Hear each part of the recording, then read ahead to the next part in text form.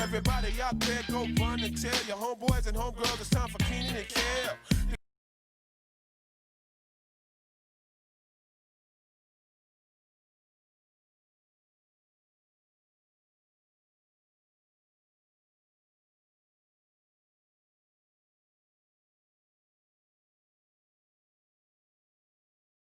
Entonces, jóvenes, buenas Exacto. tardes.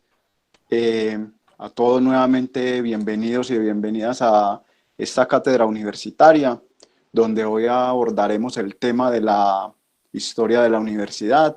Entonces, vamos a hacer como un contexto general en esto que la tarde de hoy nos invita a ver ese elemento de esa universidad, conocer un poco la historia de nuestra universidad, de la sede. Entonces, antes que entrar a hablar de la historia de la universidad, debemos de partir de un elemento muy fundamental, y es el que tiene que ver con la condición de a dónde proviene todo este tema de universidad. Entonces, antes de que entremos en detalle, les voy a dejar algo muy claro. Probablemente las condiciones de la virtualidad a veces son ajenas y hay algunos avatares frente a ello. Entonces, en algún momento puede que las condiciones de la internet no sean las más favorables y no vamos a estar navegando, sino que vamos a estar remando. Entonces, probablemente se nos caiga la red, perdamos señal. Entonces, vamos a tratar de que esto no ocurra y que sea una eh, discusión de manera paralela frente a ello, y que la virtualidad no sea como en esta ocasión ese inconveniente. Entonces, de antemano solicito excusas si esto se llegase a presentar, para que entonces lo tengamos presente. Cuando nosotros hablamos de universidad, entonces primero debemos de entender qué es ese concepto, esa definición. ¿A qué denominamos nosotros universidad? Como su nombre lo indica, hablamos de universo. En él converge todo este intercambio de saberes, desde los puntos críticos de carácter positivo hasta unos puntos críticos de carácter negativo. Todo converge en ese concepto de universidad. Para muchos de nosotros, hablar de universidad está asociada con el elemento de que esa universidad es un espejo de la sociedad.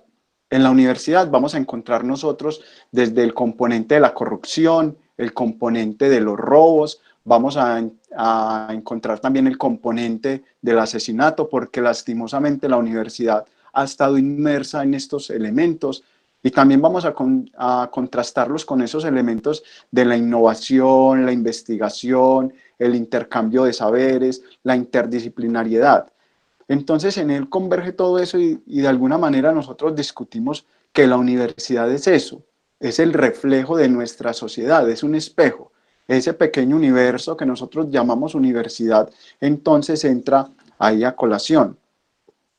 Cuando se empieza a hablar de universidad, hablamos del concepto de la noción de libertad académica y el otorgamiento de unos grados académicos.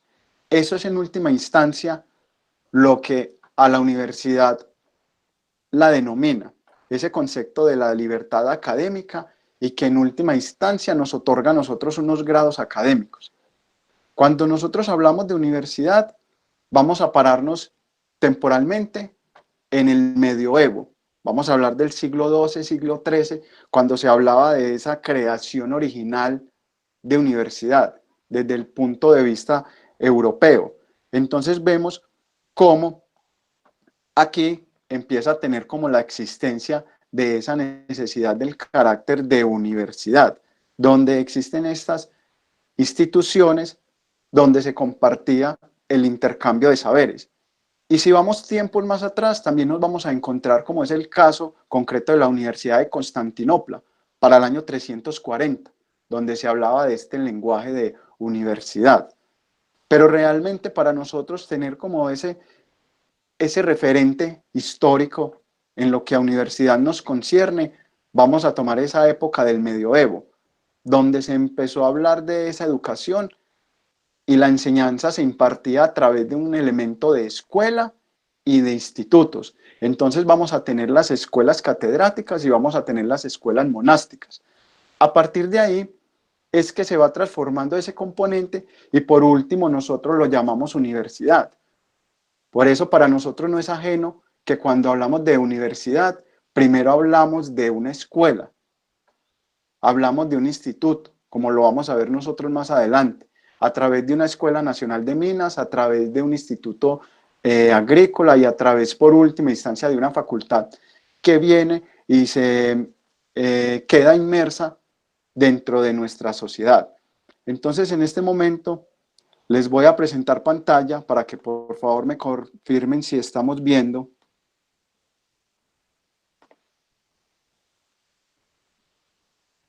¿Me confirman si es tan amable, si estamos viendo en este momento mi escritorio? Sí, señor. Sí, Sí, señor. ya se está proyectando. Listo. Perfecto. Ahí, de pronto llega de manera en diferido. Es un mapa. Mapa, perfecto. Entonces vamos a pararnos en este mapa.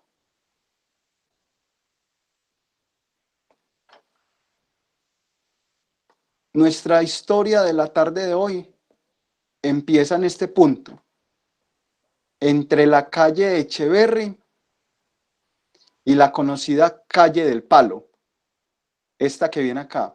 Al fondo vamos a encontrar lo que es el Colombo Americano, la playa. En este sector vamos a encontrar la Avenida Oriental, el edificio de los Espejos, más al fondo el edificio Coltejer. Pero nos interesa es partir de este punto de inicio, acá. No vamos a perder este referente, que es donde actualmente funciona la Escuela María Auxiliadora.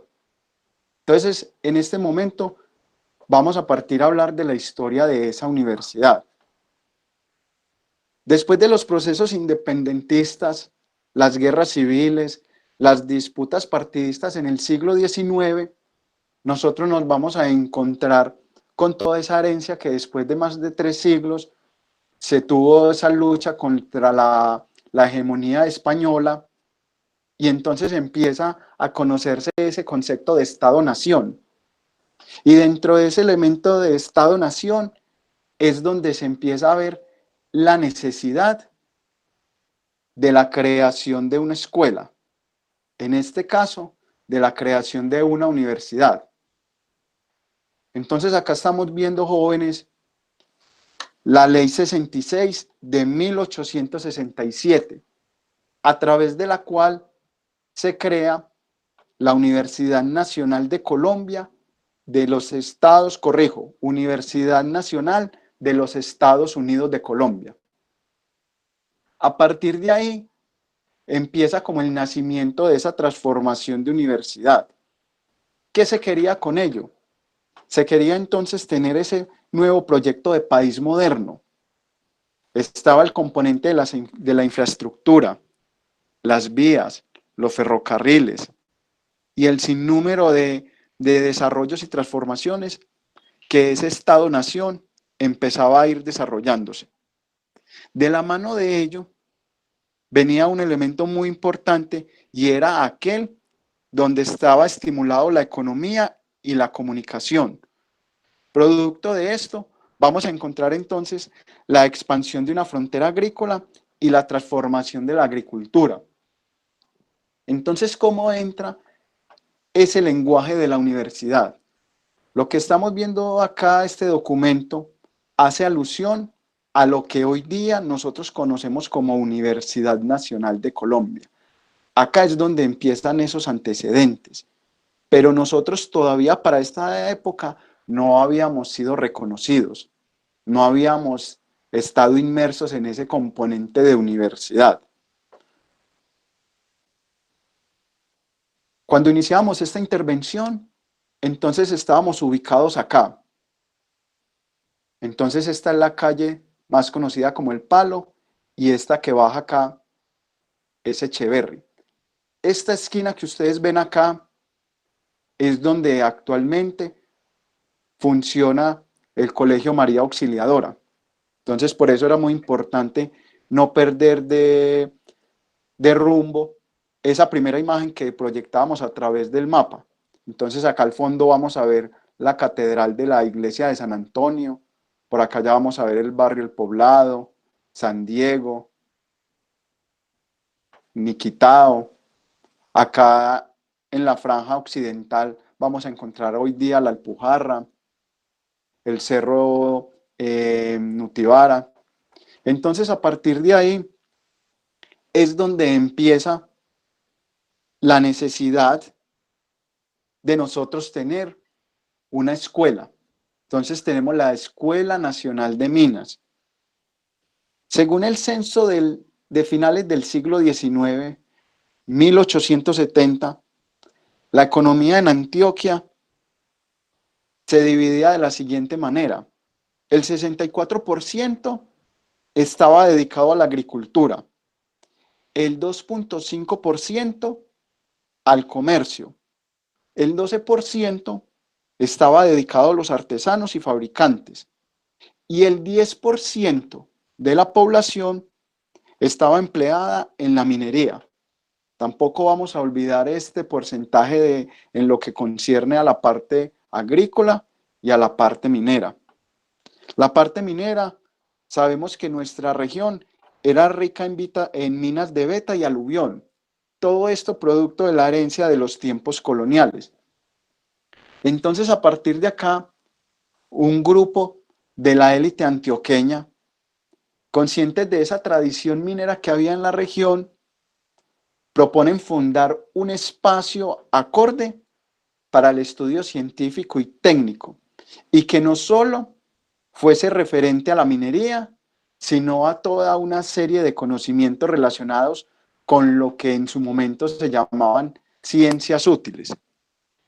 De manera muy metafórica, nosotros en la universidad decimos que, con el respeto de los que hacen parte de la Facultad de Ciencias Humanas y Económicas, que la Facultad de Ciencias Humanas en su infinita base puede llegar a ser un componente deshumanizada. ¿Por qué?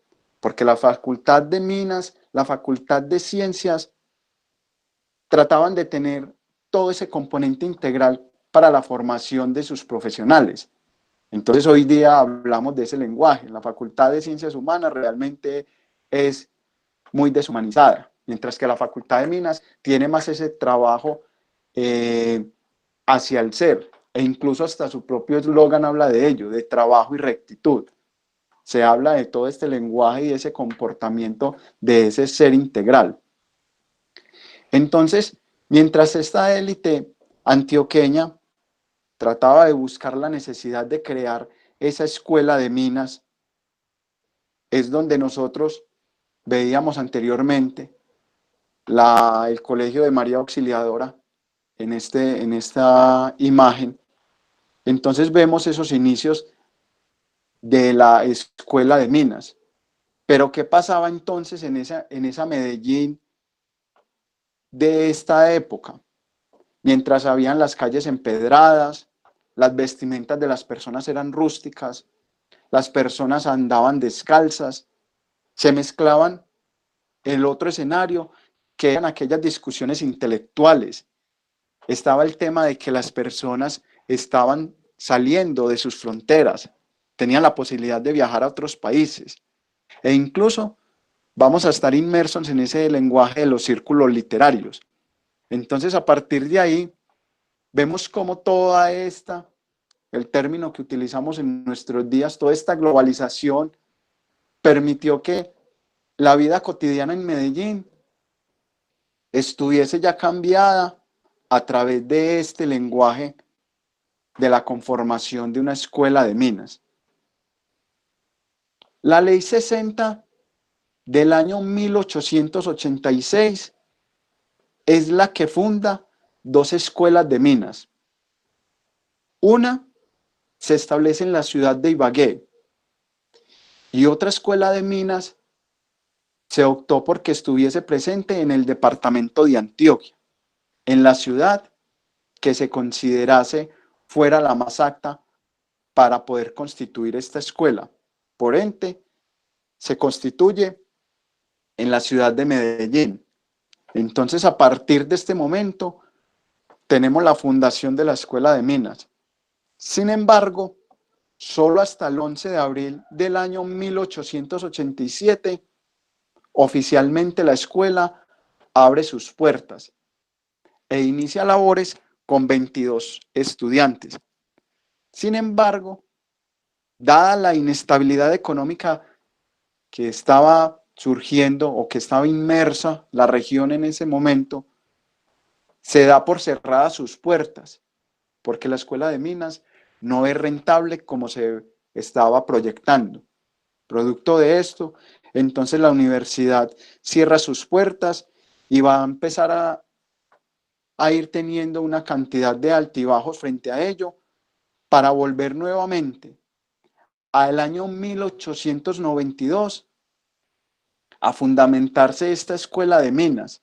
Pero aquí hay un elemento muy, muy importante, y es que para esta fecha la Escuela de Minas perteneció por primera vez, hay que tener el lenguaje muy claro, pertenece por primera vez a la Universidad Nacional de Colombia, por primera vez, en el año 1892. ¿Qué sucede 7 años después? En el año 1899, el país atraviesa por algo que conocemos la Guerra de los 1000 días. Producto de ello, todas las escuelas, todos los institutos fueron cerrados porque necesitaban que sus estudiantes perteneciesen a las filas que estaban encargadas de enfrentar esta guerra de los 1000 días, esta guerra civil. Entonces, producto de ello, entre 1899 y el año 1902-1903, no vamos a encontrar documentación alguna que nos hablen de cuál fue la transformación de la Escuela de Minas a lo largo de estos años, porque producto de ello era que las personas que hacían parte de esa Escuela de Minas estaban en su momento dedicadas a afrontar la guerra de los 1000 días. Entonces el tema de la educación quedó a un lado y la producción documental que se hubiese dado en ese momento no se generó. Entonces es solo hasta el año 1904 cuando reabre nuevamente sus puertas. Pero acá hay un elemento muy interesante. La Escuela de Minas empieza como sus inicios en la Ley 60 de 1886 a trabajar de manera independiente. Ya no pertenecíamos a la Universidad Nacional, ya nos habíamos desligado de ella, ya estábamos trabajando de manera independiente. Fruto todavía de estos altibajos y de estas connotaciones económicas, sociales, culturales que estaban inmersas en la sociedad, en el año 1906, la Escuela Nacional de Minas se incorpora a la Universidad de Antioquia. Entonces no les parezca extraño si en algún momento a los que forman parte de la Facultad de Minas llegan a escuchar que pertenecieron en algún momento a la Universidad de Antioquia. La Escuela Nacional de Minas de Medellín en el año 1906 hizo parte de la Universidad de Antioquia. ¿Cuánto duró esta relación, este matrimonio que se tuvo con la Universidad de Antioquia? Estuvo a lo largo de 5 años. ¿Por qué? Porque ya en el año 1911 la Escuela Nacional de Minas consideró que podía trabajar de manera independiente. Y es a partir de este año de 1911 donde se busca un lugar acorde a las necesidades del campo minero. Y es donde allá vamos a trasladar la Escuela de Minas de Echeverri con el Palo, centro de la ciudad, al lugar de Robledo, donde hoy día la conocemos, donde hoy día se encuentra establecida la Facultad de Minas. ¿Por qué se escoge este lugar? ¿Por qué la Escuela de Minas geográficamente la vamos a ubicar en este sitio? Producto que de una de las exigencias de ese grupo jalonador de la fundación de la Escuela de Minas, dijo que necesitaba ese lugar donde los estudiantes pudiesen hacer sus prácticas académicas, donde los estudiantes pudiesen interactuar con el campo, pudiesen interactuar con la tierra. Entonces, el lugar estratégico, el lugar adecuado para empezar a funcionar esa escuela fue en el lugar de Robledo. De la mano de ello, empieza a verse la creación de becas. Empezamos a ver que a los estudiantes, las personas interesadas en estudiar estas áreas, estas disciplinas ingenieriles, a través de las becas, se incentiva el interés por el estudio de la ingeniería. Entonces así se da el inicio a una nueva escuela de minas, donde se da una reapertura de una educación menos restringida. Se forma una nueva característica científico-técnica de alta calidad. Entonces ahí vamos a empezar a ver que todo ese conocimiento adquirido a través de ese elemento científico y técnico lo vamos a ver reflejado en lo que fue en su momento el ferrocarril de Antioquia, el acueducto en tubería de hierro en la ciudad de Medellín, la construcción de caminos, el puente de Bolombolo, el ferrocarril de Occidente, el puente de Occidente. Entonces, a partir de ahí, todos esos elementos aprendidos en la escuela de minas empieza a verse ya impactado a nivel de ciudad, a nivel de región y a nivel de país. Ya los ingenieros egresados de la escuela eran los responsables de incluirle ese poco de transformación en infraestructura a la región y al país. Entonces, hasta ahí vamos viendo la consolidación de una escuela que va trabajando aún de manera independiente. 1936, siendo presidente el señor Alfonso López Pumarejo, donde su eslogan de gobierno era el concepto de la revolución en marcha, se empieza a ver el componente de una universidad, el componente de una ciudad universitaria. Vamos a empezar a hablar de la necesidad de una ampliación, de crecer, de tener unos referentes tanto de carácter europeo como de carácter norteamericano. La Universidad Nacional de Colombia va a estar permeado como por estos dos antecedentes, por una parte del componente norteamericano y por otra parte el componente europeo. Entonces, a partir del año 36 es donde se empieza a hablar de esa ciudad universitaria y se le entrega al señor Leopoldo Rotter el inicio de los diseños de la ciudad universitaria, que va a ser la sede de Bogotá. Cuando nosotros vemos la distribución espacial de la sede de Bogotá, vamos a ver que está fundamentada o está construida a través de una imagen de un búho.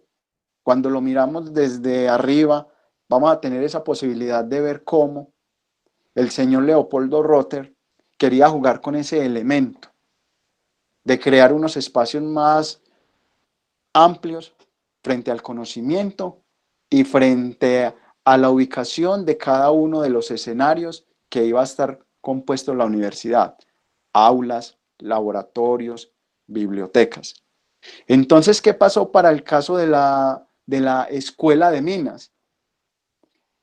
Para el caso de la Escuela de Minas, se contrata al maestro Pedronel Gómez, que es la persona que inicia en el año 1938 el diseño y la construcción de la sede.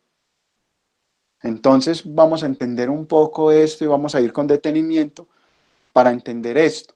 porque aún nosotros no estábamos constituidos como Universidad Nacional, sino como escuela. De manera paralela, la Universidad Nacional de Colombia, sede Bogotá, se iba desarrollando, iba transformándose, iba creciendo. Simultáneamente, nosotros como Escuela Nacional de Minas íbamos haciendo lo mismo. Entonces llega el año 1939 y según el acuerdo 131 del Consejo Superior Universitario, que en su momento se llamaba el Consejo Directivo, el acuerdo 131 del año 1939 incorpora definitivamente a la Escuela de Minas a la Universidad Nacional de Colombia, año 1939. Entonces, como ya estábamos hablando de un lenguaje de ciudad universitaria, el componente de escuelas ya estaba abolido. Entonces es solo hasta el 1940, donde por medio del Acuerdo 5 del Consejo Directivo se adopta el nombre de Facultad de Minas. Entonces, a partir del año 1940, la Escuela Nacional de Minas empezó a denominarse Facultad Nacional de Minas. Entonces, a partir de esta fecha, 1940, es donde inicia esa relación Facultad de Minas, Universidad Nacional de Colombia. Para el caso de la Facultad de Minas, esta incorporación se da hasta el año 1939. Hasta acá hemos abordado un poco de cómo fue ese nacimiento, cómo fue esa historia, esa evolución de la Facultad de Minas. Cuando nosotros vamos y empezamos a investigar, a que los documentos nos empiecen a hablar, a dar respuestas de algunas necesidades, nos vamos a encontrar con infinidad de relatos donde se habla cómo era la cotidianidad de la formación en la escuela, cómo era la vida cotidiana en la escuela. Vamos a encontrar, por ejemplo, para el año 1888, finales del siglo XIX, a un estudiante que fue expulsado porque le estaba enseñando a sus compañeros en la escuela a jugar dados. Entonces había un lenguaje del juego, de los juegos de azar frente a ello, que era prohibido. Entonces este estudiante, ¿cómo fue expulsado de la escuela producto de ello? También vamos a encontrar unas historias como un poco anecdóticas frente a la escuela de Minas y tiene que ver con esa vida cotidiana y de cómo también nosotros como seres humanos estamos inmersos en el sentimiento y tenemos también el derecho a enamorarnos, y cómo un estudiante de la escuela de Minas se había enamorado de la hija de un panadero. Entonces este señor panadero va y pone la queja en ese entonces al rector de la escuela de Minas, donde manifiesta que un estudiante de esa escuela está cortejando a su hija y no está bien visto que un estudiante estuviese cortejando la hija del panadero y producto de eso el estudiante es expulsado. También vamos a encontrar otras historias anecdóticas frente a los profesores, de cómo era la relación entre ellos, de cómo todo el pensamiento extranjero era el que estaba involucrado en el desarrollo de impartir el conocimiento y el saber en la escuela. Entonces ahí vamos a pasar a otro fragmento de la historia y es el que está asociado con la Escuela de Agricultura Tropical y Veterinaria. Para el año 1911, entonces nosotros vamos a encontrar en una finca llamada La Ladera, donde acá vemos en la imagen lo que en su momento fue la cárcel de varones La Ladera, donde hoy vamos a encontrar establecidos la Escuela de Agricultura. Entonces vamos a pararnos un momento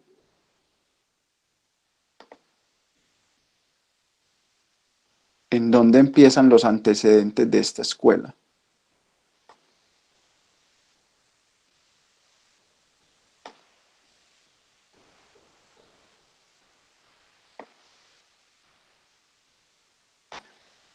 En estos predios era donde anteriormente, 1940, 1930, hasta 1970, estaba la cárcel de Barón en La Ladera. Entonces ahí vamos a encontrar los antecedentes de lo que era la Escuela de Agricultura Tropical y Veterinaria. Entonces, al finalizar el siglo XIX, una de las mayores preocupaciones era el aumento de la productividad agrícola y cómo ésta utilizaba algunas técnicas aún primitivas y pocos eficientes para la agricultura. Se empiezan a ver como esas necesidades de tener una producción agrícola más acorde con el desarrollo y con las necesidades de la región. Entonces, a partir de 1870, se inicia a introducir unas innovaciones técnicas, principalmente en el café, cuya producción y comercio se aceleraba de manera simultánea con lo que era ya la transformación del ferrocarril. Entonces, la transformación del ferrocarril permitía que las fronteras agrícolas se fuesen expandiendo y empezamos a crecer un poco. Entonces, a finales del siglo XIX, 1873, hay un elemento que llama mucho la atención y es la fundación de la Sociedad de Agricultores de Colombia. El objetivo de esta sociedad de jóvenes era realizar un proyecto de desarrollo agrícola y fomento de la educación agrícola, porque anteriormente las labores del campo estaban dedicadas específicamente para los mayordomos que cuidaban las propiedades. Sin embargo, vamos a tener otro elemento, y es que para 1880 se establece la primera feria agropecuaria del país. En esta feria agropecuaria sale una conclusión muy importante, y es que empezamos a ver las preocupaciones agrícolas del momento. Vamos a empezar a ir teniendo como esa necesidad en el campo para el fomento de la educación agrícola. Producto de esas conclusiones es cuando se llega al primer Congreso Nacional de Agricultura realizado en 1911. Ese primer Congreso Nacional fue el detonante de que se debían construir escuelas de agricultura en la región. A partir de ahí, de 1911, es cuando vamos a encontrar en estos terrenos los inicios de la Escuela de Agricultura. De ahí vamos a ver que el objetivo de esta escuela, que empieza a trabajar en estos predios, era la de incorporar esas nuevas técnicas en los cultivos y en la cría de animales. Entonces ya vamos a tener dos elementos relevantes: la agricultura y la veterinaria. Entonces, a partir de ahí es donde, a través de la Ordenanza 11 del Departamento de Antioquia de 1914, se establece la Escuela de Agricultura Tropical y Veterinaria. Entonces, nos vamos a ubicar en lo que hoy día conocemos como Uniminuto. Los predios de Uniminutos fueron los que se utilizaron para empezar la Escuela de Agricultura Tropical y Veterinaria, en los predios denominados Fontidueño.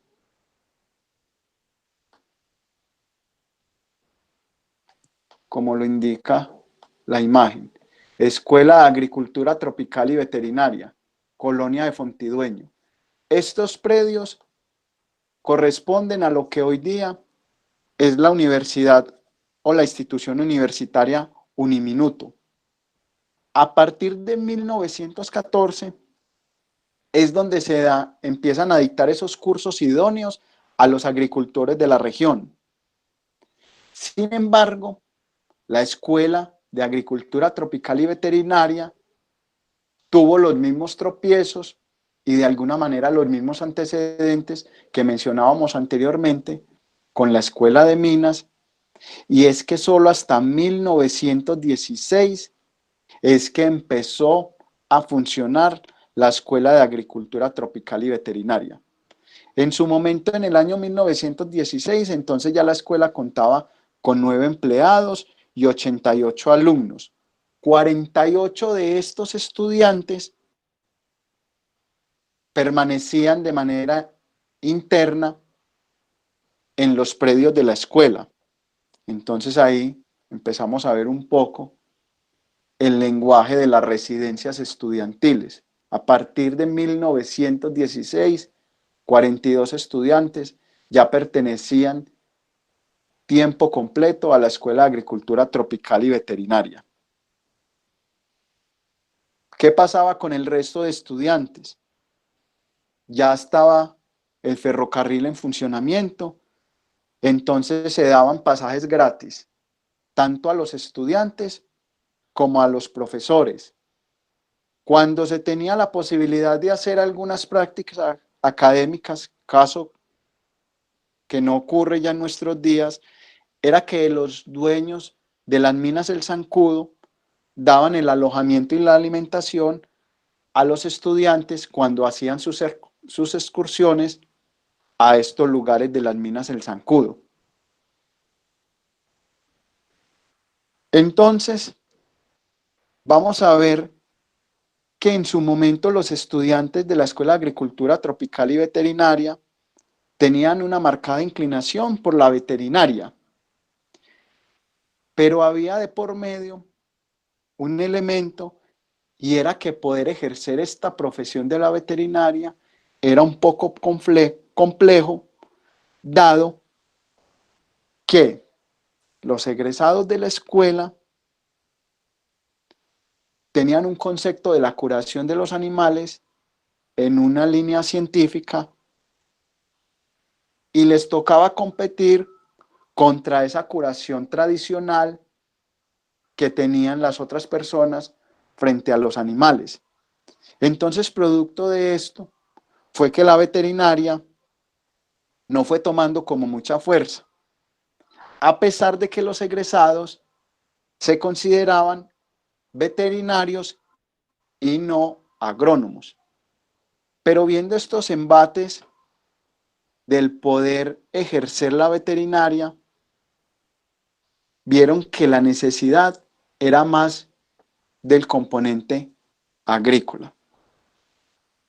Producto de ello, y no se nos puede a nosotros olvidar, es la repercusión que tuvo en la Escuela de Agricultura Tropical y Veterinaria el naturalista puertorriqueño, el señor Carlos Eugenio Chardón Palacios. Lo vamos a encontrar en la literatura a través del nombre Charles Chardón o Carlos E. Chardón. Este personaje fue fundamental y es el que parte en dos la historia de lo que hoy conocemos como la Facultad de Ciencias Agrícolas. Charles Chardón es el encargado de realizar una reorganización a la escuela. Entonces este puertorriqueño, mandado a traer por las directivas de la escuela, en el año 1926, y después de estar 2 meses instalado en la zona, entrega un informe donde plantea 3 puntos relevantes para la transformación de la escuela que son los siguientes. El primero, Chardón consideró una falta de un sitio apropiado, o sea, un lugar donde se pudiera llevar a cabo la agricultura. 2, falta de recursos para su equipo y gastos ordinarios. Se necesitaba pagar técnicos extranjeros. Chardón consideraba que la biblioteca debía tener nuevos textos. Se necesitaba dotar a la escuela de laboratorios, botánica, patología vegetal, entomología, suelos. Se consideraba que los tableros, ellos lo llamaban pizarras, se consideraba que estos tableros, que los muebles, es decir, los pupitres, estaban en muy mal estado y necesitaban cambiar. Y el tercer elemento, y era fundamental, era la falta de orientación. Se decía que no se tenía un programa definido de trabajo, el cual respondiera a las necesidades agrícolas del departamento. Es decir, habían inmersas como unas asignaturas en el pensum de los estudiantes que no estaban de acuerdo a esas necesidades de la agricultura en la región. Entonces, estos tres elementos, y aún alguno de ellos, sino que son los tres, continúan vigentes en el desarrollo de la universidad. Aún hace falta de nuevos libros en la biblioteca, hace falta más prácticas académicas, hace falta más equipos de envergadura que tengamos en nuestros laboratorios. Y miren que este personaje en el año 1926 tiene ese panorama frente a ello, frente al desarrollo de la Escuela de Agricultura Tropical y Veterinaria. Pero lo más relevante era ese último punto, donde se hablaba de esa falta de orientación. ¿Por qué? Porque incluso jóvenes, los mismos hijos de los campesinos agricultores, no les gustaba la tarea del campo y consideraban que la agricultura era vista como algo bajo y común y que ellos preferían estudiar otras disciplinas como fue el derecho, la medicina, las bellas artes, entre otras disciplinas. Entonces se necesitaba que la agricultura tomase más fuerza. A partir de ahí, entonces se empieza a trabajar en pro de ello, y es cuando vemos nosotros acá en esta imagen un plano del año 1946, un boceto del maestro Pedronel Gómez, donde se habla de ese componente de ciudad universitaria. Recordemos que la Escuela Nacional de Minas se crea a finales del siglo XIX, pero se incorpora definitivamente a la Universidad Nacional de Colombia en el año 1939. Entonces, con la estimulación y el informe del señor Chardón, es que se empieza a trabajar en pro de esa ciudad universitaria, pero ya para el componente de la agricultura. Ya dejamos por un lado el componente de la minería, la Escuela de Minas. Ahora vamos por otra línea y era el componente de la agricultura. Entonces, a partir de ahí, es donde en 1934 el departamento le vende a la nación una escuela. Y en esta escuela es donde va a empezar a funcionar lo que fuese conocido como el Instituto Agrícola Nacional. Entonces ya la Escuela de Agricultura Tropical y Veterinaria, al igual que la Escuela Nacional de Minas, toma otro nombre y se empieza a llamar Instituto Agrícola Nacional. Para este momento ya se tenía establecido este edificio, que para todos es muy conocido, el Bloque 41, declarado Patrimonio Arquitectónico del país. Esta construcción fue producto del informe que deja el señor Chardón, donde se hablaba de que se requería una infraestructura más adecuada para la enseñanza de la agricultura. Entonces, a partir de ahí es que nosotros vamos a ver este edificio, Como veíamos esos antecedentes del naturista puertorriqueño, el bloque 41 fue construido de tal manera a una hacienda azucarera de Puerto Rico. Cuando nosotros ingresamos por este frente del bloque 41, nos vamos a encontrar como con un pequeño hall o una sala de espera. Y cuando ingresamos vamos a ver unas escaleras en C que nos llevan al segundo piso. Y cómo se desplazan en unas salas laterales a la izquierda y a la derecha las aulas y las residencias de los estudiantes. Toda esa estructura que vemos ahí es producto de una hacienda azucarera de Puerto Rico. La altura, la forma en cómo terminan las ventanas, la forma del primer piso de las ventanas, los portones. Entonces ahí es donde se empieza a trabajar también esa parte práctica de la escuela. Corrijo, porque ya es Instituto Agrícola Nacional, se empieza a trabajar en todo ese tema de la acuicultura, que es el cultivo de los peces, y también los cultivos que se tenían alrededor del bloque, y también este tuvo la posibilidad de lo que ofreció los terrenos de Fontidueño, y era tener las residencias estudiantiles. Estos lotes que ustedes ven en esta imagen, para el año 1940, 1950, eran traídos desde el Amazonas, porque es la única parte de la región del país donde se cultivan. Entonces se mandaban a traer las semillas para tenerlas acá. Ahora más adelante vamos a ver cómo ha sido la transformación de esta laguna, de esta piscina, porque todos le van adoptando el nombre y vamos a ver cómo también ha ido transformándose. Entonces, a partir de ahí, llega el decreto 2212 de 1937 del Congreso de la República, donde por fin se incorpora el Instituto Agrícola Nacional a la Universidad Nacional de Colombia. Entonces podemos decir que nosotros, sede Medellín, tenemos nuestros antecedentes a partir del año 1937 con el decreto 2212 del Congreso de la República, donde ya la Universidad Nacional de Colombia adopta al Instituto Agrícola Nacional.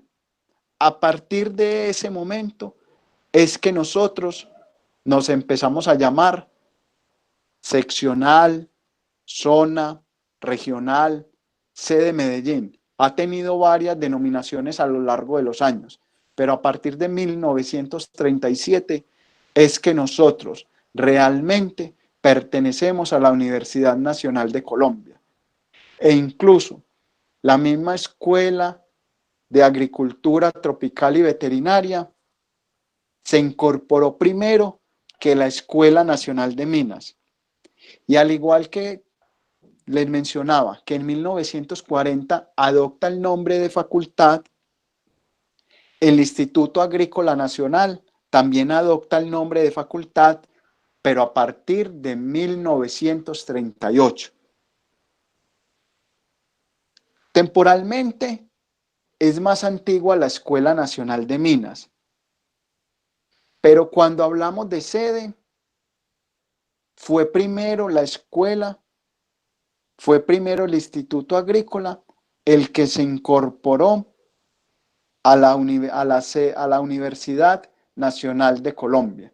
Entonces acá vemos lo que conocemos hoy día, Unisalud, donde queda la planta de leches, al fondo el Cerro El Volador y todos los predios de la universidad, como los encontrábamos.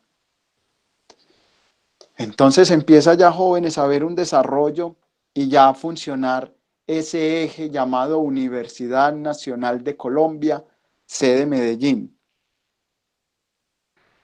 Resulta que después de la Segunda Guerra Mundial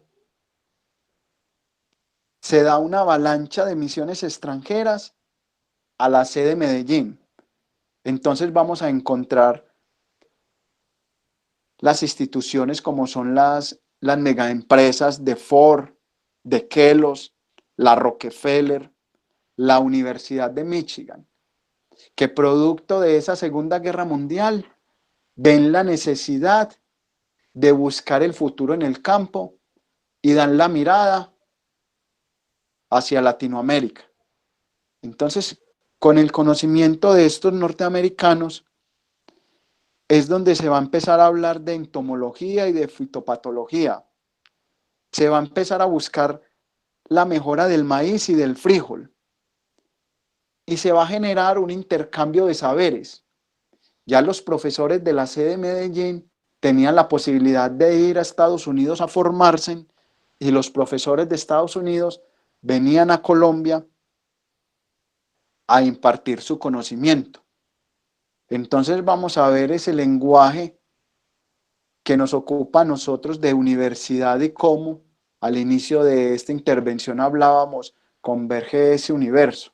Entonces vamos a ver la relación entre el campo y el hombre, entre el campo y la ciudad. Entonces empiezan a haber una cantidad de transformaciones en la universidad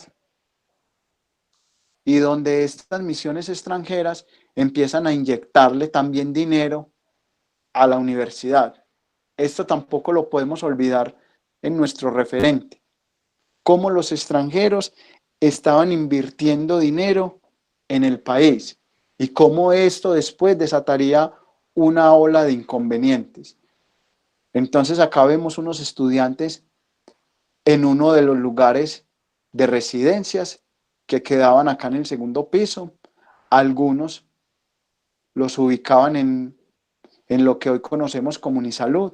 Entonces ahí vemos un ejemplo de cómo eran las residencias estudiantiles, la vestimenta, cómo era la forma de llevar estos trajes en la escuela, ya llamada facultad. Vamos a ver cómo eran las prácticas, porque en su momento las prácticas se hacían en los mismos predios. Todo lo que vemos acá en el fondo es la franja oriental de la ciudad. Aranjuez, Campo Valdés, Santo Domingo, Popular 1 y 2, Villahermosa, Buenos Aires, la Milagros Franja. Entonces vemos cómo los estudiantes hacían las prácticas en los propios predios de la universidad. Acá vemos otra imagen, pero ya de la franja occidental. Por acá es donde ya quedaría Bello, Girardota, Copacabana. Una vista de cómo era la Facultad Nacional de Agronomía en su momento. Entonces vemos esta imagen que es muy familiar para todos nosotros y son las palmeras.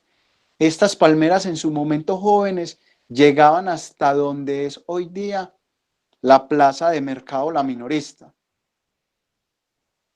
La plaza de mercado José María Villa. Entonces estas palmeras cruzaban todo ese eje. Me voy a devolver un poco, que era lo que planteaba en su momento el maestro Pedronel Gómez, y era cruzar toda esta franja que cruzaba desde el occidente, porque la universidad está ubicada en el occidente de la ciudad, y cómo llegaba hacia el oriente.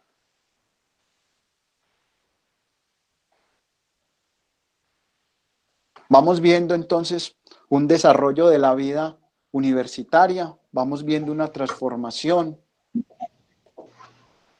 Oli, Sí. chico, una preguntita. ¿Puedes, por favor, retroceder la imagen ¿Cuál? de las para tomarle fotico? ¿Cuál? De las palmeras. Listo, Vale, ya. un gusto. Gracias. Entonces vamos viendo, jóvenes, ese desarrollo de universidad. Y para el año 1954, a través del Acuerdo 31,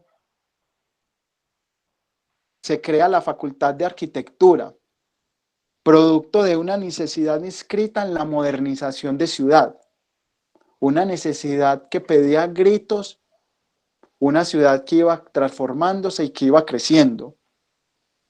Tenemos el elemento del transporte público, que en su momento y aún en nuestros días ya afortunadamente se retomó, y es el elemento del tranvía, hizo que se crease esta facultad de arquitectura, producto también de la distribución de los acueductos, producto de la creación de las estaciones ferroviarias, producto de la necesidad de hacer edificios para el comercio y, por supuesto, ese crecimiento desmesurado y desordenado que se estaba dando en la ciudad en la década de los 50. Entonces, esta expansión urbana nos da la necesidad de crear esa facultad de arquitectura. Debemos de tener presentes que la facultad de arquitectura inició siendo parte de la facultad de Minas. La facultad de arquitectura primero perteneció a la facultad de arquitectura. Solo hasta el año 1954 es que se vio esa necesidad de tener una universidad más amplia y por ende se crea la Facultad de Arquitectura, donde su primer decano fue el maestro Pedronel Gómez. Entonces, a lo largo de esta transformación y de esa universidad moderna, era lo que discutíamos ahora, que estaba regulada por esas instituciones y convenios internacionales, se pone en juego ese lenguaje de autonomía universitaria. Entonces, a partir de ahí, la universidad deja de ser para esos grupos privilegiados o pertenecientes a una élite social. Esta imagen que ustedes están viendo ahí corresponde al laboratorio de entomología. Este señor que les estoy mostrando es el señor Francisco Luis Gallego. A él es que se le da el nombre de ese museo entomológico, Francisco Luis Gallego. Vemos entonces cómo a medida que la universidad también va creciendo, la ciudad también se va transformando. Aún todavía no vemos toda la infraestructura de la institución, porque vamos viendo ese desarrollo paulatino que se va dando. Esta imagen corresponde a lo que es la construcción del bloque 24, perteneciente a la Facultad de Arquitectura. Como pueden ver, al fondo lo que hoy día conocemos como la regional. La universidad en sus inicios jóvenes no tuvo fronteras, no tuvo encerramientos. La universidad podía ingresar cualquier persona al campus, pero entre las facultades podían ingresar exclusivamente estudiantes, profesores y empleados. Entonces vemos cómo se va construyendo. A la vez que vemos acá un fragmento de la construcción del bloque 46, Facultad de Ciencias Humanas y Económicas. Y acá se está terminando la construcción del bloque 21, Facultad de Ciencias. Otra imagen que nos permite ver el bloque 46, bloque 24. Acá es donde vamos a encontrar hoy en nuestros días las famosas islas o lugares de estudio. Por acá más arriba vamos a encontrar el bloque 43, el que es de color amarillo, el de los posgrados de la Facultad de Ciencias y de Ciencias Humanas y Económicas. Construcción del bloque 21, al fondo los inicios de los pilares del bloque 24, bloque 40, bloque 24, Facultad de Arquitectura, una fotografía tomada desde el bloque 11 hacia el bloque 41, bloque 14, acá en este lugar. Vemos por la clase de vehículos que esta imagen data de los años 60, años 70. Entonces, retomando la historia y del crecimiento y la evolución de la universidad, veíamos que, como les había mencionado, que la universidad dejó de ser para unos grupos privilegiados o para alguna élite perteneciente a alguna clase social. Y a partir del año 1958 es donde se da algo muy importante y es relacionado con el Frente Nacional. Para algunos, la creación del Frente Nacional puede tener alguna relación, puede tener, pongo en tela de juicio, él puede tener esa relación, los antecedentes de los movimientos estudiantiles de la universidad. Ese Frente Nacional, ¿qué era lo que hacía? Este Frente Nacional hacía una crítica al Estado a nivel de sociedad. Recordemos lo que decíamos cuando veíamos la imagen de las personas transformándose, llegando las misiones extranjeras, que la universidad pertenecía a través de convenios internacionales y que el concepto de autonomía se estaba desdibujando. Entonces ese Frente Nacional permitió hacer eso, esa crítica al Estado a nivel de sociedad y a su vez impactar el ente educativo. Entonces, a partir del año 1961, con el Plan Acton, el Plan Acton tiene su nombre al señor Rudolf Acton, un asesor norteamericano para la UNESCO, quien decía que la universidad, antes que importar maquinaria y tecnología, debía invertir en el desarrollo educativo. Sin embargo, y como suele suceder en nuestra sociedad colombiana, este Plan Acton tuvo también sus puntos de críticas positivos y negativos. Entonces empieza a haber una discusión en torno al carácter de universidad, de qué va a ser la universidad, va a continuar siendo autónoma, va a depender de alguien. Entonces ahí empiezan a tejerse en todos esos elementos externos, porque es que la universidad, jóvenes, la debemos de mirar también hacia afuera. No nos podemos quedar considerando la universidad como el ombligo del mundo, sino mirar esos antecedentes que hay de manera externa. Entonces, todo esto va ligado de la mano de la transformación de la universidad. La universidad no va transformándose sola con la construcción de los bloques. Por ejemplo, llama mucho la atención que nosotros tenemos el bloque 14, pero si alguno de los estudiantes presente en la clase me dice dónde está ubicado el bloque 15, le podemos dejar la asignatura en 5. Entonces, todos estos lenguajes también obedecen a eso, que nosotros tenemos el bloque 43, pero ¿dónde está el bloque 32? ¿Dónde está el bloque 33? Como nosotros estamos hablando de un concepto de universidad nacional, con todas sus sedes a nivel de país, la universidad le da la numeración de acuerdo al crecimiento nacional de la institución. Entonces a la sede de Medellín se le dan algunos números. Por eso es que encontramos el bloque 14, el bloque 15 no existe porque existe en otra sede. El bloque 32 está en otra sede, en la sede de La Paz. El bloque 33 está en la sede de La Paz. El bloque 48 puede estar en la sede Caribe. El bloque 56 puede estar en la sede de Bogotá. Por eso es que nosotros no tenemos la numeración de los bloques así de manera consecutiva. La imagen que están viendo en este momento corresponde a la construcción de la biblioteca. 1994-1997. Se le anexa ese nuevo concepto a la universidad que quería llamarse Centro Cultural. Y en últimas terminó llamándose Biblioteca F. Gómez. Entonces ahí podemos apreciar la construcción de la biblioteca. el interior de la biblioteca, cuando se está construyendo, el bloque de pagaduría, que corresponde a la vicerrectoría. Hoy día por acá está el bloque 16, la librería, también hay una sala de estudio y hay un pequeño corredor.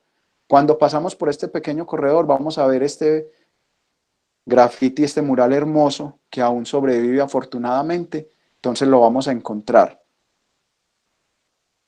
Construcción del bloque 25, acá al lado es donde queda Parmenio. Una mirada aérea de la universidad, bloque 41, aún todavía no está la biblioteca. Bloque 11, bloque 14, lo que conocemos acá, la cafetería de Cocorico. Este es el bloque 20, bloque 21, Facultad de Ciencias, bloque 24, Facultad de Arquitectura, cafetería central, lo que hoy conocemos como el Ágora, bloque 46. Por acá ya queda la piscina, el Cimex, está la parte de las cabras. Esto ya pertenece al bloque 43, posgrados, Cerro Volador, la 65, Unisalud, bloque 50, el Rompoy. Acá vemos las palmeras, entonces vemos cómo las palmeras ya fueron abruptamente interrumpidas por el bloque 14, entonces vemos las palmeras que continuaban hasta la minorista como lo mencionábamos, el puente peatonal el amarillo, que ya creo que es negro, y aquí punto cero, donde era Coca-Cola. La universidad era tan amplia, jóvenes, que incluso Coca-Cola pertenecía a la universidad. La Iguaná, acá, todo esto donde hoy día son esos talleres, que hay puros talleres, también pertenece a la universidad. Aún hoy día hay un pleito jurídico para recuperar todos estos terrenos de la universidad. Entonces continuamos. Okay.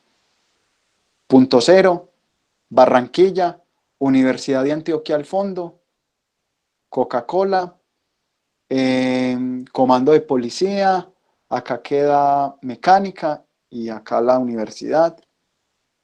Esto era lo que hablábamos ahora, lo de la fuente, lo del cultivo piscícolas, vea lo que se redujo, porque ahí se hacían los cultivos, todo el tema de la acuicultura, se fue reduciendo y ya después se transformó en una fuente, que esto lo llenaron de granito. Muchos estudiantes van al archivo a buscar esto, que quieren saber de dónde salió este meteorito. Imagínense la creatividad de algunos que llegan a decir que es un meteorito. Esto es una piedra que colocó ahí un estudiante de artes para su trabajo de grado. En algún momento tuvo agua y tenía luz. Entonces esto tuvo filtraciones, problemas y se fue ya llenando de escombros y ya hoy día esto es plano, ya desapareció completamente todo esto.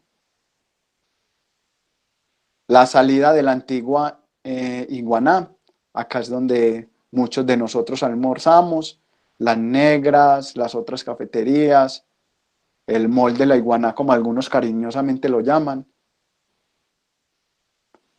Una imagen de los egresados o de los estudiantes más bien, digamos los estudiantes, Francisco Luis Gallego, no me pregunten por los nombres de los otros porque les voy a empezar a decir mentiras.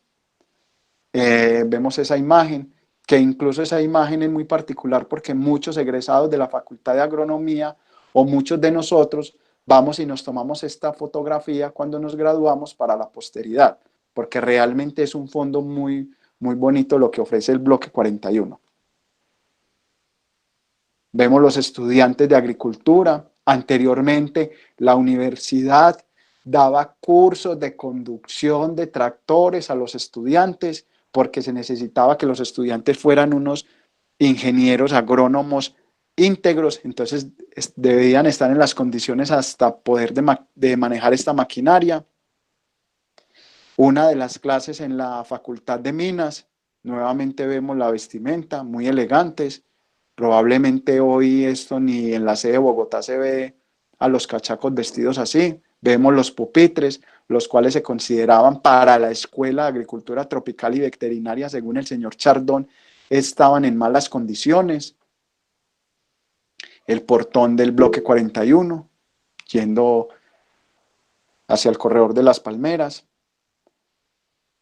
Esta imagen la quise traer para mostrársela a ustedes porque no solamente la universidad son los muros, son los techos, son los laboratorios, son las aulas, sino también ustedes, las personas. Y coincidimos esta charla con las fechas porque la próxima semana se celebra la semana universitaria. Entonces ahí vemos la semana universitaria, cómo eran anteriormente las fiestas. Nada que ver con las fiestas de nuestros días.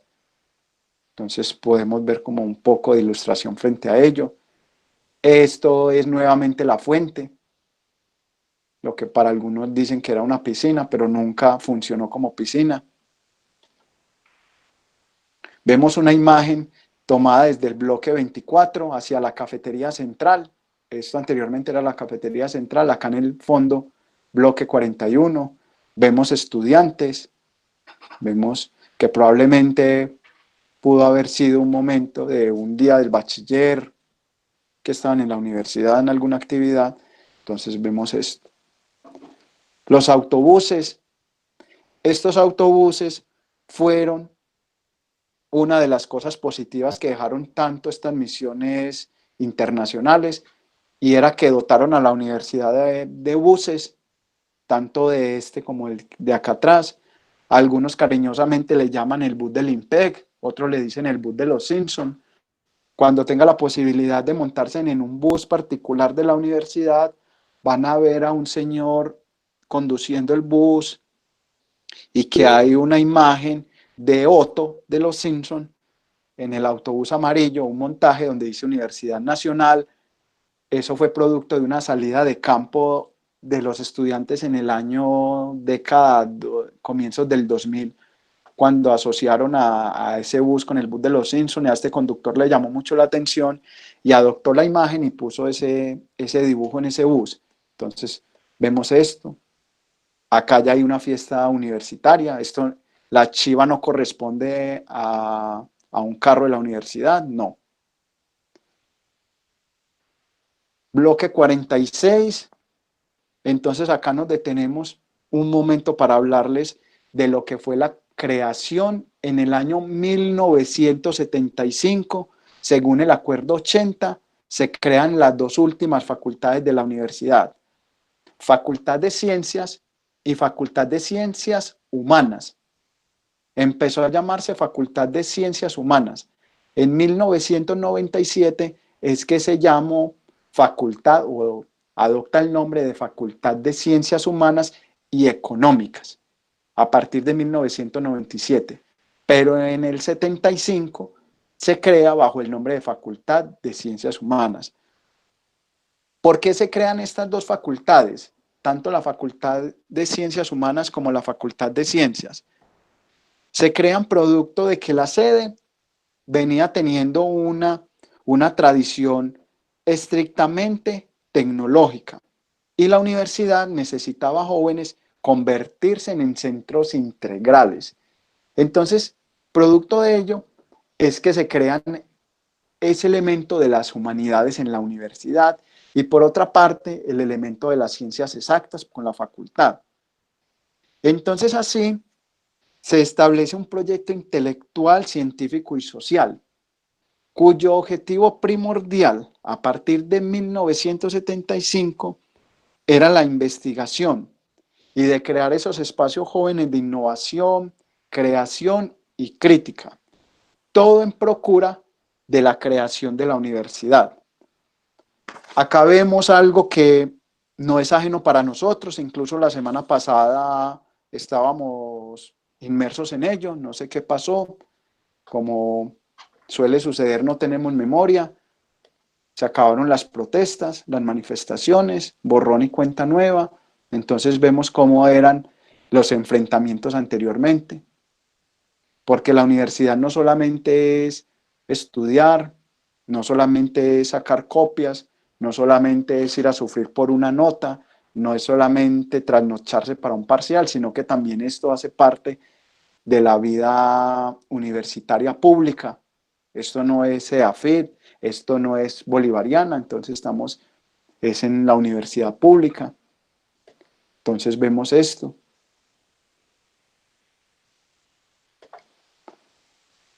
Una práctica académica de estudiantes probablemente de geología, el bus atrás. ¿Por qué de geología? Porque están en una obra donde está la construcción de una carretera, hay remoción de tierra, entonces allá estaban los mineros. Esta imagen corresponde a finales del siglo XX, comienzo del siglo XXI, construcción del bloque 12, lo que hoy día ya son unos auditorios.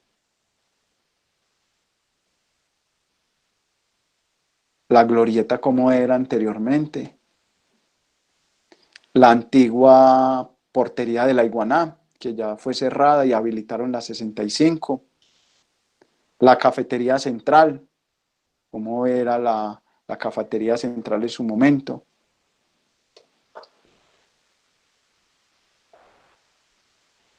Acá vemos desde otra perspectiva la cafetería, una cafetería bonita en su interior. Quedan las oficinas de bienestar universitario.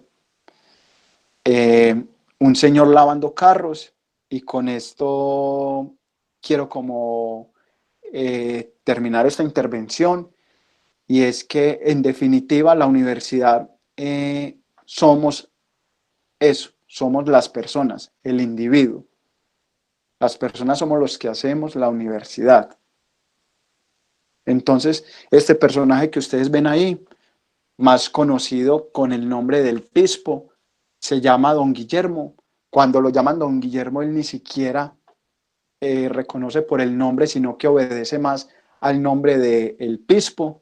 Para muchos es muy familiar, es muy conocido, y es el lavador. Yo creo que es la única universidad en el país que se da el lujo de tener lavador propio de automóviles, y es el Pispo. Este señor es el que se encarga de lavar los carros tanto de los estudiantes, los administrativos y los profesores. Entonces ahí tenemos a este personaje como para cerrar. Cuando uno construye todo esto, jóvenes, accede a lo que es la fuente primaria. Y esa fuente primaria es la que nosotros encontramos en los archivos. Y en medio de tantos archivos, quiero terminar con un fragmento de una pequeña lectura de un estudiante de arquitectura del año 1997. Entonces, él dice lo siguiente en el texto, y pido permiso para leerles a ustedes el siguiente fragmento. Fueron sueños, frustraciones, momentos de risas, noches en vela, satisfacciones, lágrimas y la inevitable incertidumbre de no saber qué voy a hacer el lunes. Las sensaciones que llegaron a mi mente cuando alguien pronunció la sugerencia que encabeza este escrito. Esa universidad de frondosos árboles y grises paredones en los que solo brilla el aerosol.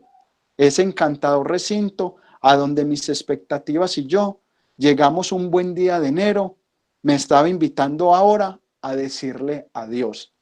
Es un pequeño fragmento de una carta de despedida de un estudiante de arquitectura cuando termina su carrera y se gradúa. Entonces, es lo que en últimas todos nosotros queremos tener de la Universidad Nacional de Colombia, ese título profesional. Jóvenes, muchas gracias. Espero pues haya sido de su agrado este relato histórico, porque para algunos es un poco tedioso.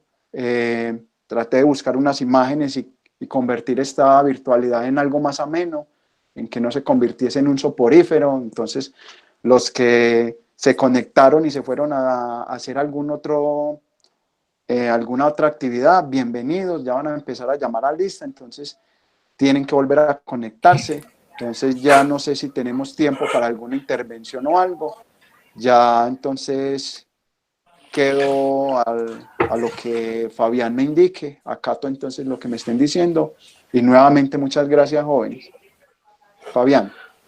Bueno, Miller, pues muchas gracias a vos. De verdad sí fue una ponencia muy ilustrativa. Hay cosas pues que no conocíamos, incluso pues aquellos que tenemos acceso pues a ciertas fuentes, pero de verdad muy, muy bacana. Yo sé que todos y todas estamos muy agradecidos con vos. Yo creo que en este momento sería el espacio pues para las preguntas. Si alguna persona pues tiene alguna pregunta que le quiera hacer a Miller sobre alguna cosa de la universidad, pues este es el momento. Yo quiero empezar con una pregunta pues que he tenido y es sobre las residencias estudiantiles. Pues tiempo atrás me aventuré pues a buscar ciertas cositas, incluso para una actividad que teníamos en la cátedra, y hay muy poca información. Lo que encontramos es que antes estaban en el bloque de salud, ¿cierto? Donde ahora se encuentra el bloque de salud, pero que también habían viviendas en el sector de la minorista y también en el sector de Suramericana.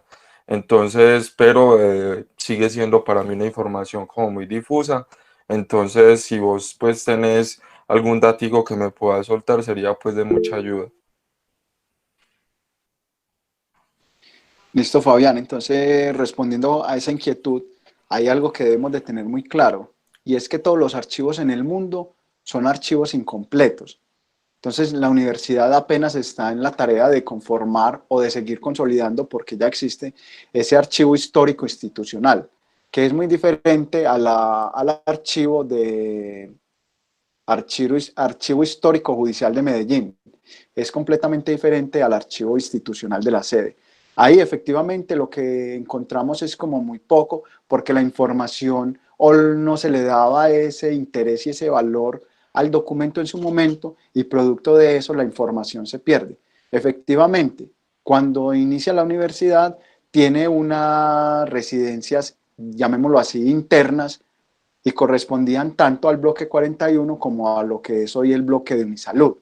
Las residencias que mencionas fueron residencias que se fueron incorporando a finales del siglo XX, donde vamos a encontrar unas residencias como más propias para un estudiante, y por ejemplo vamos a encontrar residencias en el barrio Colombia, que creo que es la única que sobrevive, porque incluso la universidad llegó a tener residencias estudiantiles cerca al Parque del Periodista, llegó a tener residencia cerca al centro comercial Villanueva, y las residencias de Robledo y estas residencias de Colombia, que creo que son ya las últimas que la universidad tiene, porque efectivamente, como lo hemos visto, la universidad empieza a perder todo ese tema del recurso, del dinero. Entonces todos estos bienes se empiezan a entregar al Estado, y día a día vamos como perdiendo más protagonismo en esto,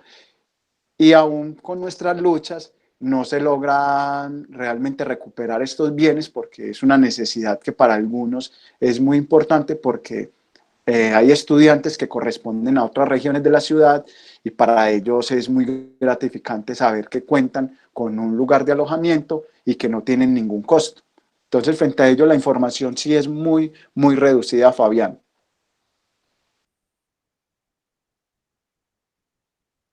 Listo.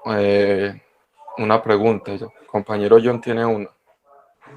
Sí, pues primero agradecerle a Miller por la exposición pues como tan amena que nos hizo. Yo creo que es bueno que lea los comentarios, que hay muchas personas pues como que le agradecieron por la exposición, que por lo que entiendo pues en general estuvo pues muy, muy amena para todos y todas. Y mi pregunta ahí va como en torno pues, al hecho de que la Facultad de Minas hubiera hecho parte de la UDEA.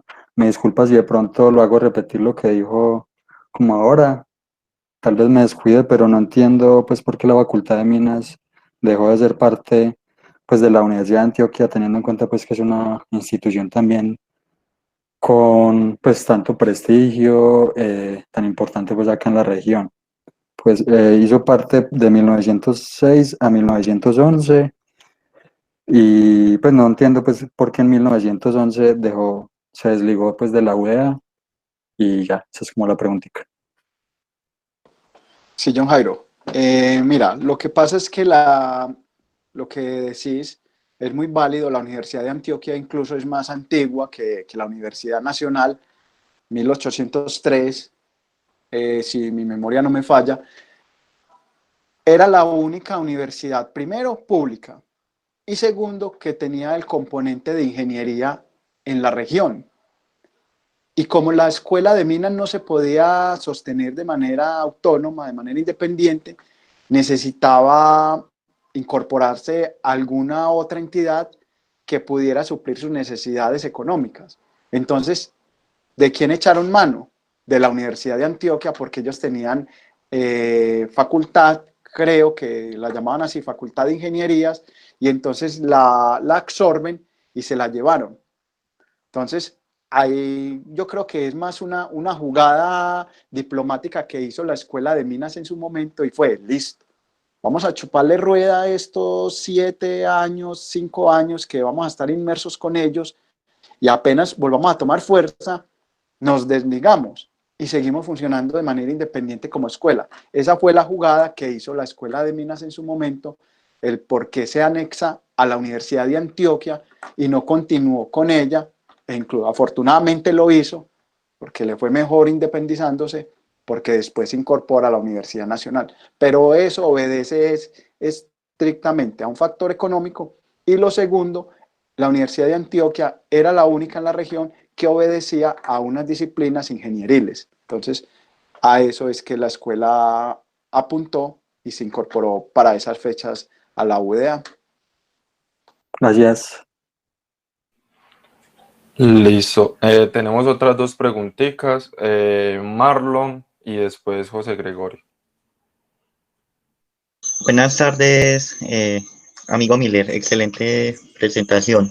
Quería preguntar, ¿usted cree que dentro de unos años se pueda crear otra facultad en la Universidad Nacional de Medellín? Pues no sé, con otras carreras, otro enfoque, así como se ha hecho que primero salió pues minas, pues la de agronomía y así sucesivamente. Pues mira, Marlon, es una pregunta interesante y la verdad es primera vez que en tantas discusiones se escucha como una intervención de estas. Yo diría de manera personal que la universidad no le apuesta a la creación ya más de facultades. La universidad le va a apostar más es a seguir trabajando y a potencializar más el tema de carreras, porque ya sería un poco complejo crear una facultad. Ya existe facultad de medicina. Entrar a competir contra una facultad de medicina Universidad de Antioquia va a ser un poco complejo. Entrar a competir con una facultad de veterinaria va a ser complejo. Con una facultad de sociología. Entonces vemos que cuáles son como esos bemoles. Y otro elemento es que la universidad aún continúa con la imagen de ser una universidad muy técnica, el componente de la disciplina de la ingeniería. Están los mejores ingenieros del país en la universidad. E incluso uno dice, un estudiante de ingeniería de la Universidad de AFIT se le cae hasta una acera, cosa que no ocurre con un estudiante de la Facultad de Minas, que hacen los puentes, hacen los túneles, la construcción de las vías. Entonces no le apuesta más a una facultad, sino a potencializar el tema de los pre y de los posgrados. E incluso va en búsqueda de todo ese elemento de la acreditación.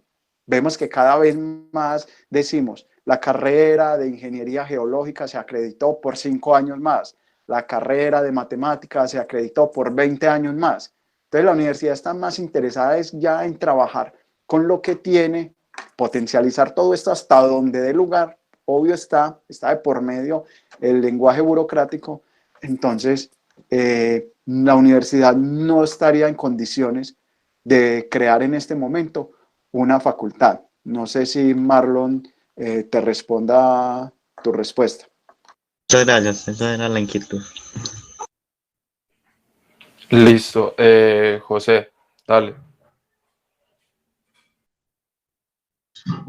Miller, muchas gracias por la presentación. Fue muy buena. Me hubiese gustado que hubieses hablado un poco más sobre el papel que Tulio Spina tuvo sobre sobre la Facultad de Minas, pero bueno, en otra oportunidad podrás hablar más sobre eso. Mi pregunta es acerca de los predios del espacio que tú decías sobre los talleres y la igualdad que le pertenecen a la universidad. En el caso de que el fallo sea a favor de la universidad sería capaz de desalojar a personas por simple capricho. ¿En realidad la universidad quiere enfrascarse en esta discusión o simplemente es un asunto que no va a pasar más de una simple denuncia? Gracias. José Gregorio, frente a ese interrogante, voy a decirlo primero cuando mencionaba lo de Tulio Ospina. Sí, es muy cierto lo que dices, empezar a hablar de los hermanos Ospina, que fueron los que empezaron con jalonando toda esta historia, estos antecedentes de la Escuela de Minas, e incluso no llegó a ser Pedronel Ospina no quiso ser director ni rector de la Escuela de Minas, sabiendo que él fue uno de los que la creó. La idea en esta ocasión de este espacio era como tratar de hablar en otro sentido, porque a veces se vuelve como un poco tedioso hablar quién fue el primer decano, quién fue la primera secretaria, quién fue el papá de este tuvo familia con este. Entonces, buscamos como la forma de que esta historia institucional fuese como en otra dirección, pero todo ese tema de los personajes uno los tiene presentes y bueno, y no, lo que se busca también es a veces hablar de la historia de los de abajo, no solamente siempre hablar de los héroes, de los próceres, sino también darle como ese plus a estos personajes invisibles, pero efectivamente vamos a tenerlo como en cuenta en futuras intervenciones. Frente al tema de los predios, efectivamente yo creo que la universidad no va a querer entrar en discusiones ni pleitos en el tema de desalojar a personas que ya llevan años y como por derecho, digámoslo así, entre comillas, se ganaron esos predios y ya están establecidos ahí, ya tienen digámoslo, unas microempresas que van funcionando y ahí hay un factor económico de por medio y digámoslo a carta abierta, también deben de haber unas fuerzas oscuras tras esos predios y todo este cuento, y entonces la universidad no quisiera como entrar en eso. Les voy a contar un chisme, afortunadamente esto no lo estamos grabando. La universidad tiene unos predios no sé si siempre me confundo si es Sopetrán o es Santa Fe de Antioquia, es Cotobé. De pronto alguno de ustedes me confirma esa finca dónde queda realmente, si es corresponde a Sopetrán o corresponde a Santa Fe. El tema es que es en Occidente. Es en Santa Fe. Santa Fe, gracias Mariana. Listo, Cotobé, la universidad tiene demasiadas tierras, tiene tantas tierras que la universidad cuando va a inventariar hasta se enloquece porque es tanto lo que tiene que no sabe qué es lo que tiene. Allá esas tierras, alguien X llegó y se apoderó de una fracción de los terrenos de la universidad y construyó su finca de recreo. En su momento, la universidad, esto hace por ahí unos 4 años, la universidad tuvo la intervención de su abogado para que fuera a hablar la situación de este predio y se sentaran en la inspección de policía del municipio. Y resulta y acontece que la persona que se apoderó de esos predios lo que hizo fue que se sentó en la silla del escritorio, sacó su arma de fuego, la puso sobre la mesa y dijo, ¿cuál es el problema que hay acá con los predios? Entonces, ya ustedes saben cuál fue la conclusión y ahí se cerró ese capítulo. Entonces, mire también frente a qué nos estamos como enfrentando nosotros.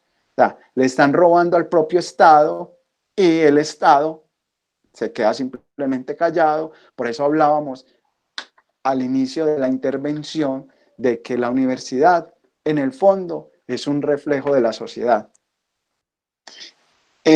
La pregunta, Laura, va como también en la misma línea cuando interveníamos con el tema de crear una nueva facultad. La universidad sabemos que se mueve por administraciones que llamamos trienio. Cada 3 años hay una nueva administración, una nueva rectora, vicerrectores y todo este cuento. Y según la necesidad del vicerrector en su momento y a lo que le esté apostando, habla como en ese lenguaje. En su momento sí hubo una apuesta en hablar de descentralizar la universidad, en llevar la universidad a las regiones, pero volvíamos y nos encontrábamos frente a lo mismo. Estamos como absorbidos por una universidad de Antioquia y estamos absorbidos también por el Servicio Nacional de Aprendizaje, por el SENA, que son los que están llegando a esos lugares, a esas regiones. Entonces la universidad por eso no se compromete y no le apuesta tampoco como a salir de ese confort en el que está, de lo que mencionaba, de esa centralización y dedicarse a ir a otros lugares, de expandir como sus fronteras académicas. Entonces la universidad no piensa en ese sentido del componente de región, porque incluso hablar de la sede Caribe, hablar de la sede La Paz, ya le causa cierto traumatismo ahora empezar a decir que va a trabajar a nivel de región. Entonces la universidad quiere seguir como más bien, como decimos nosotros, más bien como paquidérmica, ir ahí, lenta, lenta, y vivir con lo que se tiene, es lo que le apuesta más la universidad. Sí, hola, muy buenas tardes. Mi pregunta, Miller, es si tú sabes por qué históricamente no se dio ese paso de la Universidad Nacional hacia la sede, o sea, hacia sedes en el Caribe, por ejemplo, Cartagena, Barranquilla, que también son ciudades pues, principales en el país.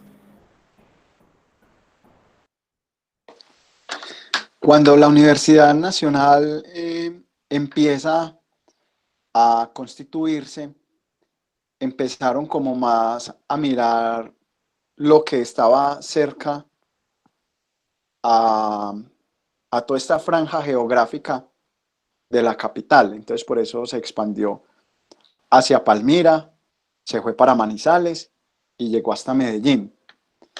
Y fue más ambiciosa y se fue hasta San Andrés. Pero sí tuvo en su momento la posibilidad de poderse trasladar a toda esa región Caribe, Santa Marta, Barranquilla, Cartagena, bajando hasta incluso esta parte de Antioquia, del Urabá, para poderse proyectar. Entonces lo que le está apostando es que se va por la otra franja, por el otro litoral, porque viene como sumado este tema geográfico, como lo menciono, de Arauca, entonces se salta hacia La Paz. Probablemente la universidad en su momento le apueste más a esto, a lo que mencionaba ahora Laura, y más que a la región, como de manera interna, sus regiones, la universidad pueda establecerse probablemente en todo este tema de ese litoral Caribe. Entonces, puede ser una apuesta, pero en su momento lo pensó, fue por el tema de la cercanía. Entonces, no quería como de pronto expandirse tanto, que incluso vea que ya con el tiempo ya se fue hasta Tumaco y hasta la misma Amazonía. Entonces ahí vemos como la universidad también trata como de ubicarse en una parte geográfica. Gracias, Miller. Miller, yo tengo una pregunta y es acerca bueno, primero se decía que incluso la universidad iba hasta la fiscalía. A la fiscalía y pues si notamos es un espacio pues demasiado grande que dejó de pertenecer pues a la universidad. Eso por un lado, pues a ver si me puedes decir pues algo al respecto, cuándo fue que se minimizó tanto. Y segundo, cuando mencionabas el tema de las mallas, me parecía pues muy importante, puesto que cuando estábamos pues en la presencialidad, pues los últimos días estaban volviendo esas discusiones por ahí, a veces en asambleas, otras veces de pasillo, que la universidad sin mallas, ¿cierto? Entonces, unas personas pues están a favor porque hay que pues abrir la universidad al pueblo, porque es la universidad del pueblo, y otras personas están en contra, puesto que es evidente el sector en el que estamos y las condiciones de seguridad en Medellín. Entonces, me gustaría pues saber tu postura frente a eso. Bueno, Fabián, respondiendo a lo primero, la universidad obedece a lo que antiguamente también correspondía el virreinato de Nueva Granada. Nosotros incluso llegábamos hasta Perú. Ese tema del nuevo reino de Granada, nosotros llegábamos hasta Perú, todo ese territorio, y después el tema de la Gran Colombia, vemos cómo era que se estaba expandiendo y cómo definitivamente se fue reduciendo. Igual pasó con la universidad fue un potentado en terrenos, por utilizar algún término, y fue de alguna manera muy extensa. Y efectivamente sí, los predios de la Fiscalía, de Coca-Cola, todo ese tema de la iguana correspondió en su momento a la universidad, pero producto de lo que decíamos, por ese crecimiento desmesurado y desordenado de Medellín, hizo que se empezara como a fracturar la universidad y se redujese a lo que hoy día ya conocemos. Entonces eso es todo ese tema de burocrático del Estado que hizo que la universidad, por cuestiones del progreso, cuando hablo del progreso estoy haciendo alusión a las vías, a las carreteras, para que por ahí circulasen los automóviles. Entonces la universidad empieza como a fragmentarse y queda reducida a ese terreno.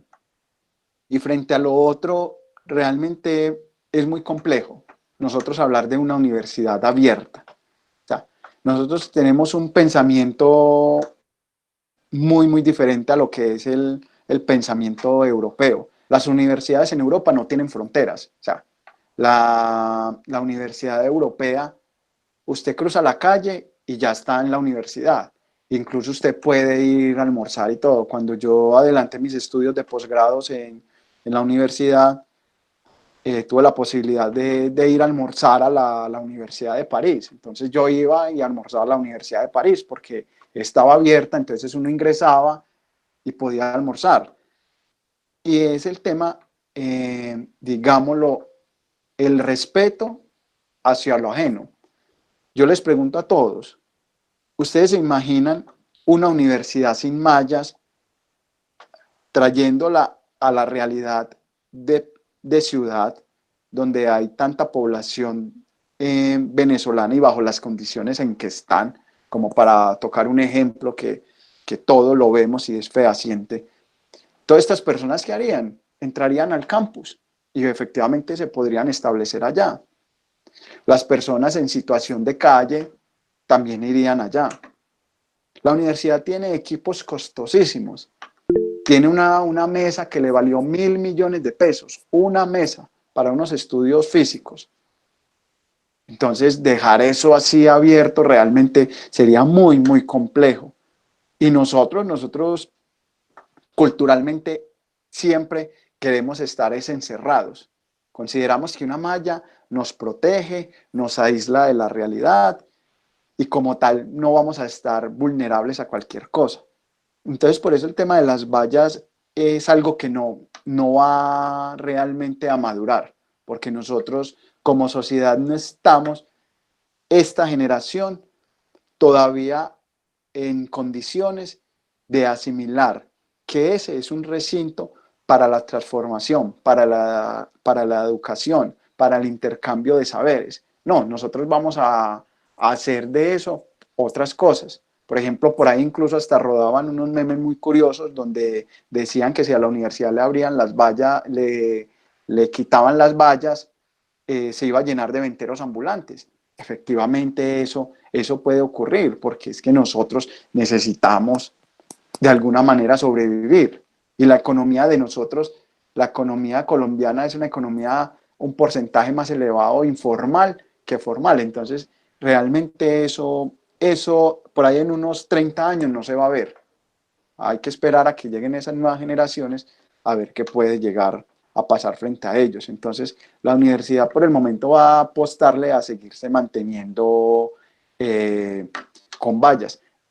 Y termino con esto, aún así con vallas, en la universidad se presentan ciertos sucesos de robos, imaginémosla cuando no esté realmente enmallada. Entonces es algo muy, muy complejo y que realmente ninguna administración va a querer hacer eso. Y más de fondo todos los antecedentes que se empiezan a generar con el tema de seguridad, cuando hablo de seguridad, los sucesos de la semana pasada. Entonces realmente es algo muy, muy dispendioso y que realmente no alcanzase a madurar.